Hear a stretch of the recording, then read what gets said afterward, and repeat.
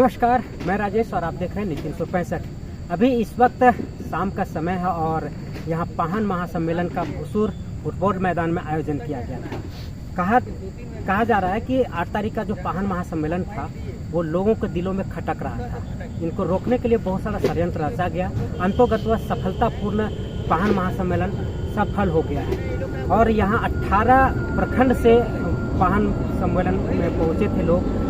पनघोरा, कोटवार आदि और ऐसे जो समाज को धूरी कहा जाता है उनके द्वारा रूढ़िवार्ता संचालित होता है, वो लोग पहुंचे थे। सम्मान उनको किया गया है और ऐसे अब ये आंदोलन के रूप में रूप धारण कर लिया है और ये हर जिला हर प्रखंड में आयोजन किया जाएगा और लोगों को जागरूक किया जाएगा कि रूढ़िवादी प्रथा क्या है, कैसे मनाते हैं और हमारे बाप दादाओं ने पुरखों ने इसको संयोग करके कैसे रखा। अभी कुछ विकृतियां उत्पन्न हो गई है और लोग सरना धर्म को छोड़ करके अन्य धर्मों में जा रहे हैं। उसी को कहा जाए तो आंदोलन और जागरूकता फैलाने के लिए पाहन महासम्मेलन का आयोजन किया गया था। आज हमारे साथ अभी समाप्त हो चुकी है और पाहन महासम्मेलन फर्स्ट ट्राइब के सक्रिय सदस्य मेघा और जी हमारे साथ में है और हम इनसे जानने की कोशिश करेंगे कि आज का मुख्य उद्देश्य क्या रहा और लोगों में क्या संदेश भेजने या प्रसारित करने का प्रयास किया गया है। मेघा जी,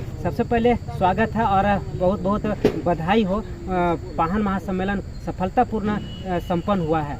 धन्यवाद आपको। जोहार।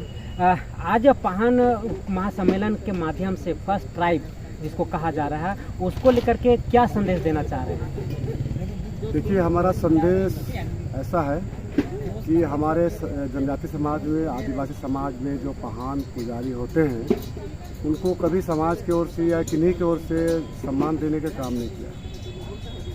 और हमारे पाहन जो पुजारी होते हैं उनको भी ऐसे लोग हैं जो दिग्भ्रमित करके उल्टा पुल्टा समझा करके अपना जो पद्धति के अनुसार चलने वाले लोग पाहन पुजार होते हैं उनको भी भटका करके अति करके भ्रमित करके लोग इधर उधर करने लगेगा और अपना जो ये पद का जो दायित्व है उससे भी थोड़ा सा अलग हटने लगे। तो हम लोग पहले ये ट्राइब फर्स्ट अभियान झारखंड के बैनर तले आज भूसूर सरना ये फुटबॉल खेल मैदान में नामपुर प्रखंड में आता है, लालखटिया पंचायत में आज हम लोग भव्य रूप से आयोजन हम लोग कहेंगे, इसलिए कि हम लोग इतना उम्मीद नहीं किए थे कि जो कि रांची जिले के 18 प्रखंड के लगभग सभी प्रखंडों से हमारे पाहन पुजार, पाढ़ा, राजा, सामाजिक अगुवा सारे लोग इस कार्यक्रम में शामिल हुए और बहुत बढ़िया से अपनी बात को रखे, बात को सुने और पाहन को जिस तरह के जो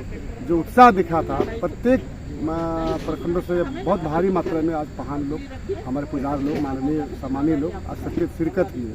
और हम लोगों का मेन उद्देश्य यही था कि हम पाहन पुजार को सम्मान, इस बात को समझे कि हम अपने पूर्वजों के द्वारा जो भी व्यवस्था है, परंपरा है, रूढ़ी कस्टम को बताया है, माना है, गाना है, उस विधि विधान, उस परंपरागत जो भी पूजा पद्धति है उसको माने।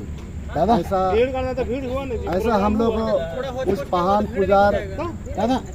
पाहन पुजार को हम लोग दिशा निर्देश नहीं दे सकते हैं, ना ऐसा कोई आदेश दे सकते हैं, क्योंकि हमारे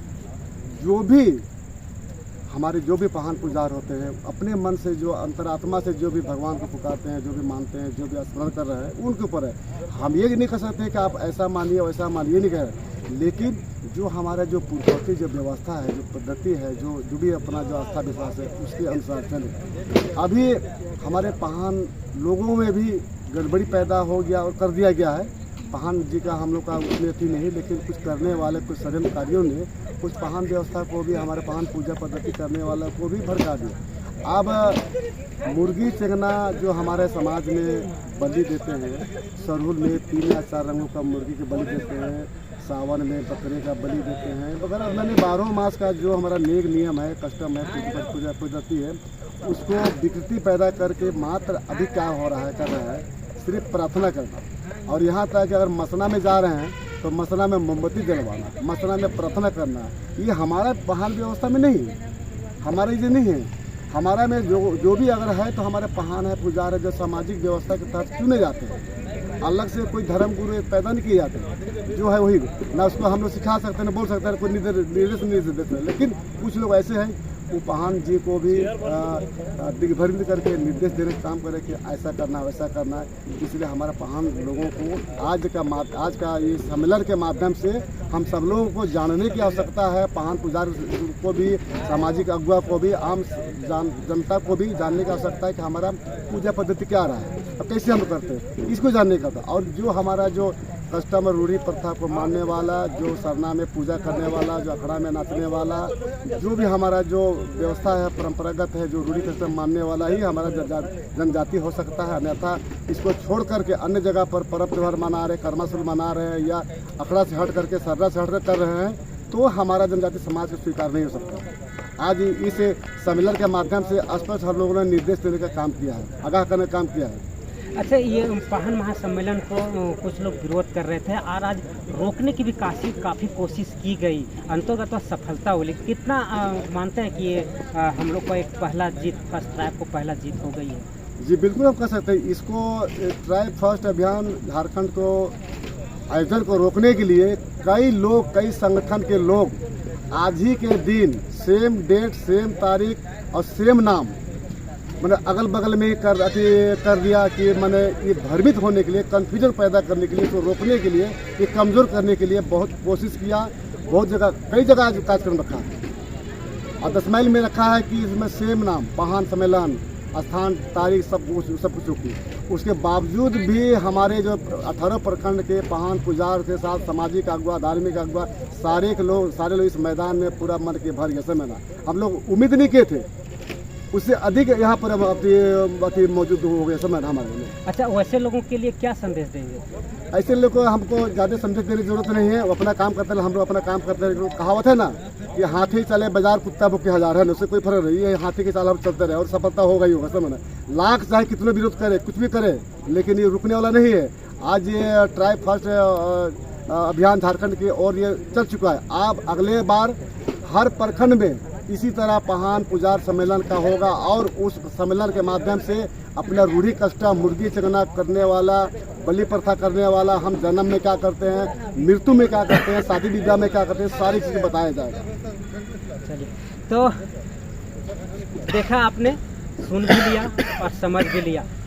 विरोध करने वालों को सीधा चेतावनी है कि तुम जो करना है करते रहो, हमारा काम जो है सो करते रहेंगे। लेकिन एक सीधा सा सवाल ये भी है कि आखिर क्यों भरमाने के लिए ऐसा कार्यक्रम क्यों आयोजन किया गया? ये एक बड़ा सा सवाल है। आखिर कौन है वो लोग जो पाहन महासम्मेलन को विघ्न डालने का कोशिश किया गया? अब देखना ये है कि इस महासम्मेलन से पाहन में क्या विचार गया, क्या उद्देश्य गया और क्या जागरूक हुए कि रूढ़ी प्रथा आखिर कैसे बची रहे।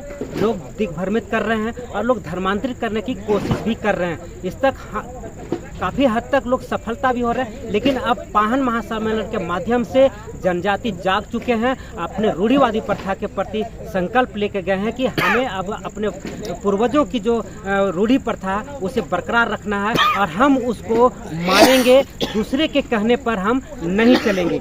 ये एक बड़ा सा संदेश गया है पाहन महासम्मेलन के। पाहन महासम्मेलन एक आंदोलन बन गया है और हर एक जिला, प्रखंड और राज्य स्तर पर किया जाएगा, जिससे कि रूढ़ी प्रथा जीवित हो सके और उन पाहनों को, जो हमारे समाज को धुरी कहे जाते हैं, उनके द्वारा हमारा रूढ़ी प्रथा जीवित है और उनके द्वारा समाज संचालित होता है, उनको सम्मानित किया जाएगा और उनको प्रोत्साहन किया जाएगा। अब देखना यह है कि पाहन महासम्मेलन कितना लोगों के ऊपर असर डाल पाती है, ये देखने वाली बात होगी। फिलहाल हमारे साथ जुड़े रहे नितिन 165 राजेश के साथ।